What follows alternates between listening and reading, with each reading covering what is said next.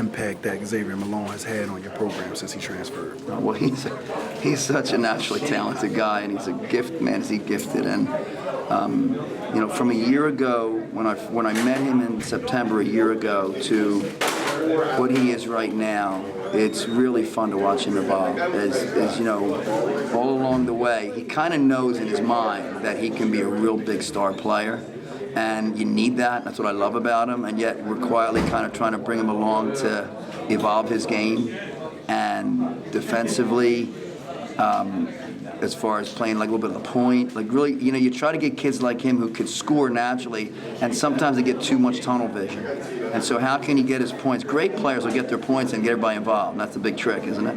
And he's starting to get that trick down. Yesterday's game, I had to tell him to start looking at the basketball. He was having too much fun passing the ball around to people. So, okay, remember what you do best.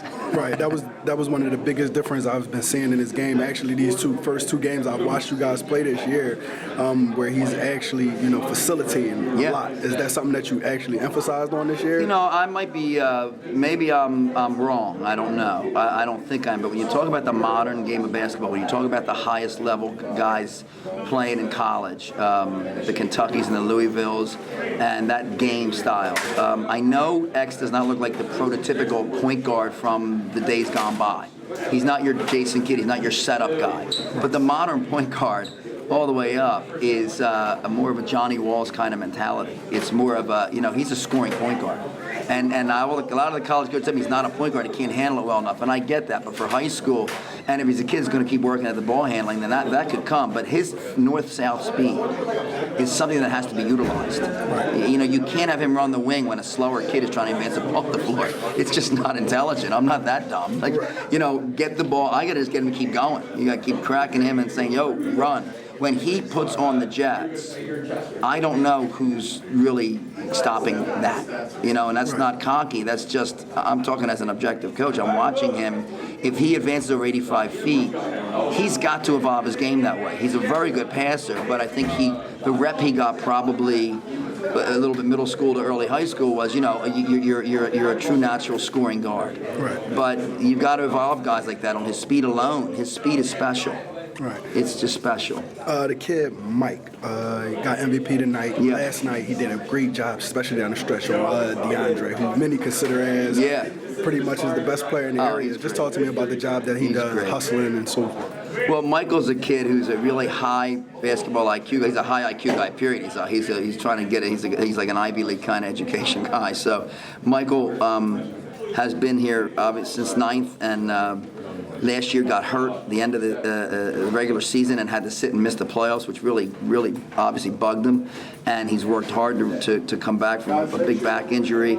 Very smart, and I think he's gaining in confidence that he can score, he can defend, he can do a lot of things for us. He's kind of evolving right now as we go along. He's not that. He had a decent year last year, then it ended. So he can. You can see he can handle the ball. Right. He can get out on the perimeter. He's long. He can cover ground. He's a great big guy for high school. Right. Last thing, just talk to me about your bench a little bit. Your first five play hard, right? But your bench just seemed to have like another level of energy that they're able to take you guys to, and it kind of amazed me watching it. They do, and it's kind of new for us to go so deep, and I do it without knowing where it's headed some nights. And I thought last night, the second quarter of the Friends game, the energy went through the roof with it, and then it's almost hard to get starters back sometimes, which is scary because those guys can play. What we seem to get out of these two games was, let's get that turbo boost with those guys, and then when if we we're trying to work on merging it, blending the two. And then when you need to, the experienced seniors got to go do the stuff that they know how to do a little bit better right now. But Amin and Ahmad Williams and Cheo Houston, those guys, they're coming on. and they just bring an energy. We really don't have a point guard there, but we're not worried about it. Right. It's not about that. It's about literally a pace. Like if you watch Amin tonight, Amin Williams, 23. Right. Every time we make a mistake, he cures your mistake by going right back and doing something. Doing something, whether it's to diving get on the something floor, to happen right. to get the ball back. As if it's gold, you don't want to lose it. Right. That's special. So we can be a little dumb at times. It don't matter. Right. Him and Ahmad just go in and they fix a lot of stuff. Talk to me about your decision last year coming to Plymouth Whitemarsh. Just like we went into that, and did you feel like going there with last year started kind of seems like it started last year, like just your whole demeanor and style of play, seeming like you had something to prove. Just talk to me a little bit about your decision into making that move.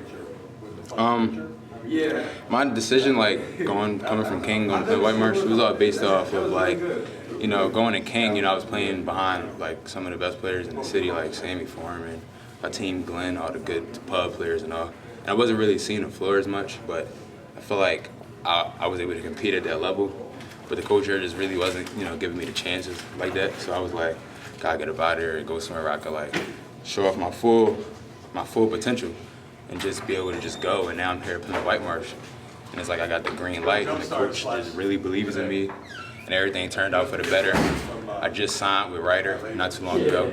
So, things have really turned around for me in the past year. So it's been a great process. Right. A lot of people know you as pretty much a scorer. Over the last 2 days, I've been watching you really doing a great job of facilitating and getting other guys involved.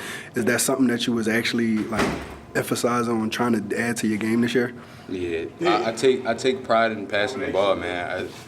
It's all a part of like maturing my side of the game.